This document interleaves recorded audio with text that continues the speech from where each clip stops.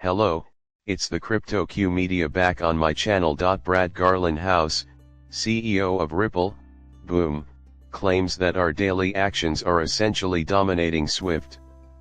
Contrary to what they say, I think XRP would only go to the triple digits even if we managed to grab 10% of SWIFT's business. The things we're doing and implementing every day are really dominating SWIFT, Brad says. The fact that over 100 institutions have joined our network indicates that Ripple's technology is being utilized by some of the largest SWIFT-enabled banks globally. After slashing their costs from 20 to 2 per transaction, a Ripple-powered remittance provider experienced an 800% spike in usage in a single night. Just last week, this occurred.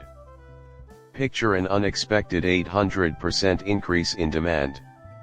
However, you continue to doubt that the first bank to join forces with Ripple and utilize XRP will possess an overwhelming advantage over their competitors.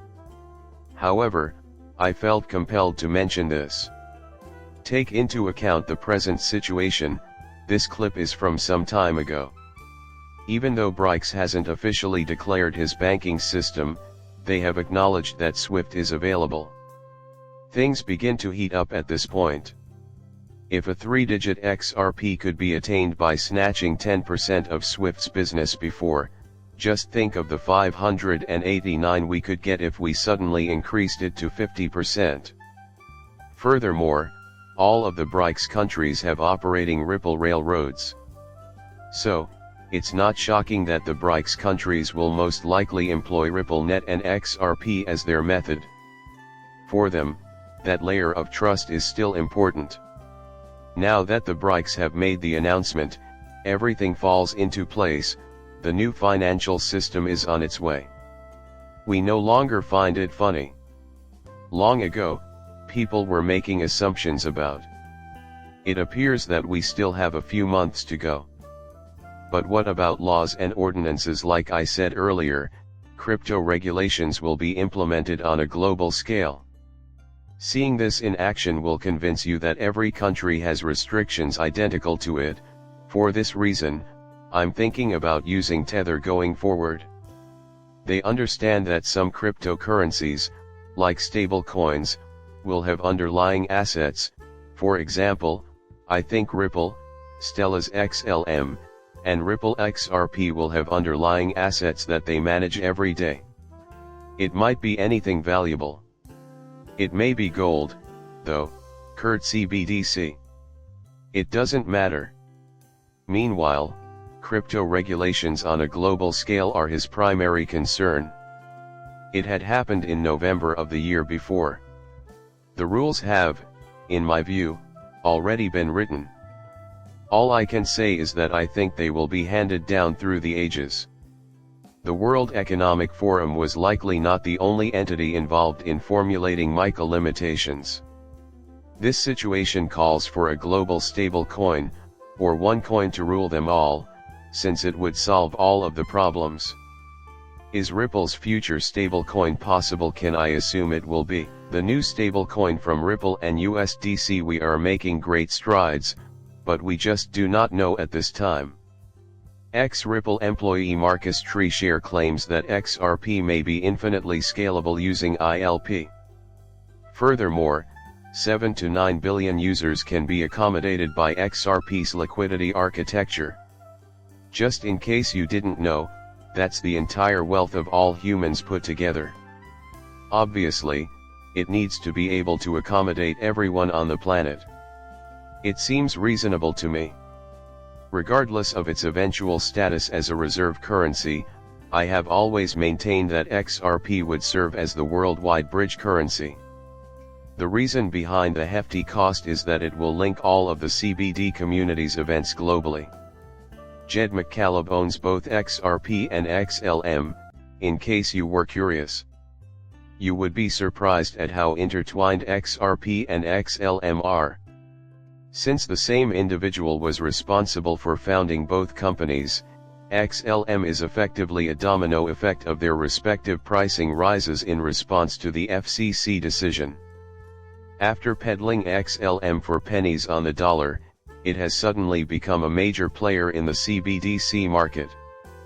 Perhaps XLM will amass substantial wealth.